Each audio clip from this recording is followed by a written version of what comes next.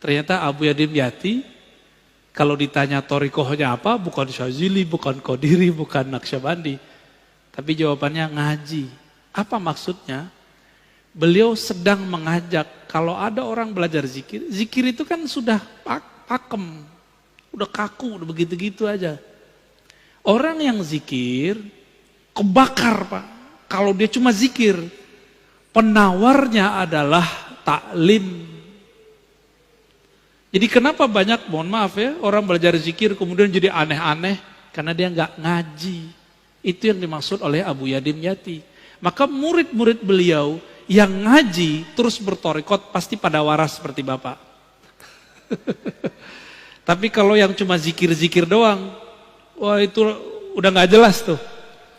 Jalan, rambut udah nggak keurus, kemana-mana, udah nggak jelas.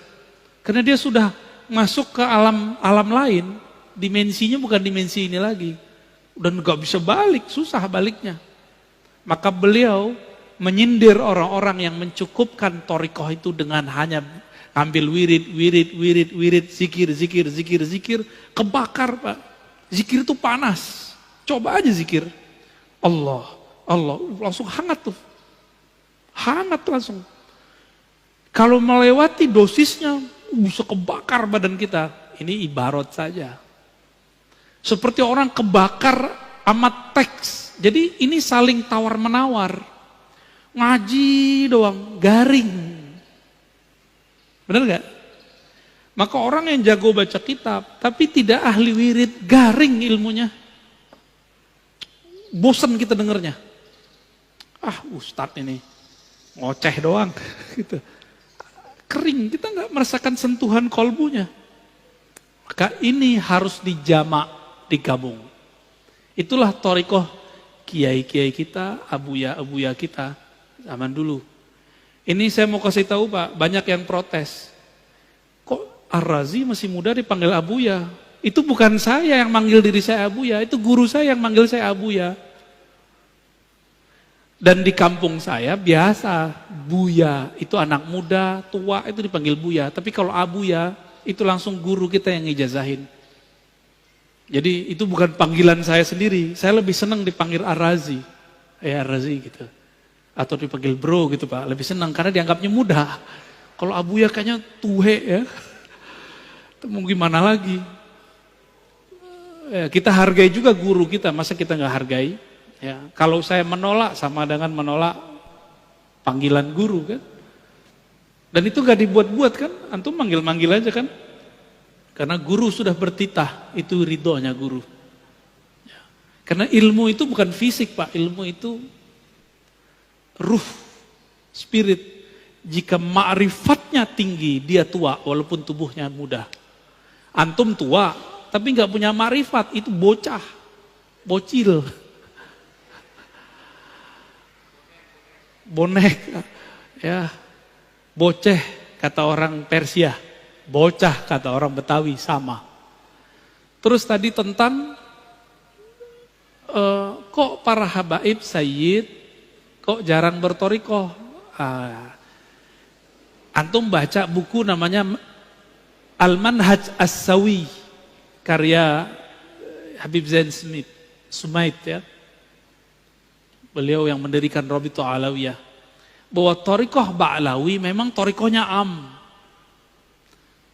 Makanya kalau Pak Khairul nanya, Beb, antum torikohnya apa? Ya pasti dijawab, atuk saya. Datuk saya sudah begitu. Cukup Pak, itu khas untuk para habaib. Kita nggak bisa begitu. Di darah mereka ada darah putih Rasulullah SAW. Maka mereka sedikit saja tasdik tentang abahnya, jidnya, itu langsung usul kepada Allah. Namun secara hukum alam, habaib tidak habaib kalau nggak ngaji ya jahil. Sama dengan orang biasa. Habib kalau nggak ngaji ya sama ke orang awam. Tapi kalau Habib ngaji, kita kalah langsung Pak. Kenapa kita kalah langsung? Karena dia punya mahabbah yang tinggi kepada jin-jinnya dan Sayyid al-Alamin baginda Nabi Muhammad SAW. Kalau kita kan mencoba mencari rasa dulu. Mencari rasa dulu. Tapi untungnya Nabi menyebutkan nasab itu ada dua. Ada nasab warasah, ada nasab jisim. Ahlu bait. Maka ahlu bait ini ada dua. Ahlu bait biologis. Bin, Asegab, Atos, Adat, Aidrus. Ada 200 ya. Berapa tuh? Banyak banget itu. Ada Al-Mahjub, ya, ada Bazara'ah, macam-macam. Saya ke Prancis ini ketemu Bazara'ah. Tahu-tahu orang mana Pak? Orang Makassar. Orang Makassar. Habibnya diganti pakai gelar Andi. Jadi Andi itu di Makassar dulu, itu pengganti gelar Sayyid Habib. Seperti di Banten diganti dengan Raden. Jadi sebenarnya Raden-Raden yang ada sekarang itu Sayyid Syarif. Namun ada yang jalur yang kuat, ada jalurnya dianggap kurang kuat oleh Robito Alawiyah, jalur Azmat Khan. Itu kurang kuat. Ya. Tapi kalau bagi saya semuanya zuriat Rasulullah, saya hormat dan saya angkat tangan kepada mereka-mereka. Ya. Karena khawatir ini pesan Rasulullah Sallallahu Alaihi Wasallam. Jadi memang ijazahnya Thariqah Ba'alawiyah itu am. Kalau mereka ngambil am, ya dapatnya am. Kalau mereka mengikuti jid yang aslinya, siapa jid aslinya? Sayyidina Ali. Sayyidina Ali ngambil talqin jamaah atau talqinnya khos. Tadi. Ngambil talqinnya khos. Fardi, beliau berdua dengan Nabi. Maka Sayyid Habib yang ideal, dia punya guru spiritual yang mentalkin dia secara khas. Baru tergabung dalam dirinya Habib zahir dan batin. Kalau enggak, antum bisa lebih tinggi derajat kerohaniannya dari seorang Habib, bisa. Tapi jangan GR dulu. Dia punya jid namanya Ali, punya jiddah namanya Fatimah.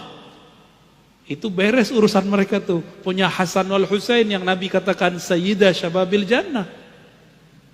Jadi mereka kirim Fatihah aja atau salawat kepada Nabi, lalu keluarga Nabi. Langsung bergetar itu dirinya. Coba lihat Al-Habib Umar. Setiap salawat beliau sudah hanyut Pak. Hanyut beliau langsung. Karena cerita tentang jidnya beliau. Baginda Nabi Muhammad Sallallahu Alaihi Wasallam. Namun hati-hati para habaib Sayyid ini. Jangan mengerdilkan rahmat Allah. Kan ada tadi jalur zuriat nur yang turunnya ke ulama meskipun bukan anak biologis Rasulullah. Makanya dulu para sadah, para asyraf, mereka juga berguru ke kiai-kiai yang bukan sayyid. Kenapa? Mereka menganggap walaupun saya sayyid, antum pewaris ilmu jid aneh, gitu ngomongnya. Maka mereka pun juga ngaji kepada para masyaikh, para kiai yang bukan sayyid. Karena pada hakikatnya pewaris Nabi itu bukan pewaris jisim saja, tapi al-ulama warasatul anbiya. Siapa saja yang ada nur khasyah, rasa takut kepada Allah di kolbunya, adalah pewaris Rasulullah yang sebenarnya. Meskipun tidak ada sayyidnya, tidak ada habibnya. Jika nanti dikumpulkan di hari kiamat, yang pertama Nabi panggil ya dia. Kira-kira begitu, ya. Jadi kita nggak boleh suuzon Pak sama habaib, nanti suul adab Pak, gugur semua thariqat Bapak nanti, zikir-zikir Bapak hilang ntar, sholawatnya nggak nyampe. Nah, ini terakhir saya jawab, ada sebuah sholawat yang diajarkan Nabi, hadis Sahih Bukhari Muslim. Apa kata Nabi? Bacalah sholawat, Allahumma sholli ala Muhammad wa ala alihi wa azwajihi wa dzurriyyatihi. Ya Allah, sampaikan salam, sholawat rahmat kepada Muhammad, Nabi Muhammad, keluarga Muhammad, istri-istri Muhammad, dan keturunannya. Ini mukjizat Nabi. Keturunannya sampai sekarang masih ada. Jadi antum baca sholawat tuh mereka dapat Pak, zuriatnya. Tapi zuriat ada dua, zuriat ruhi, zuriat jasadi.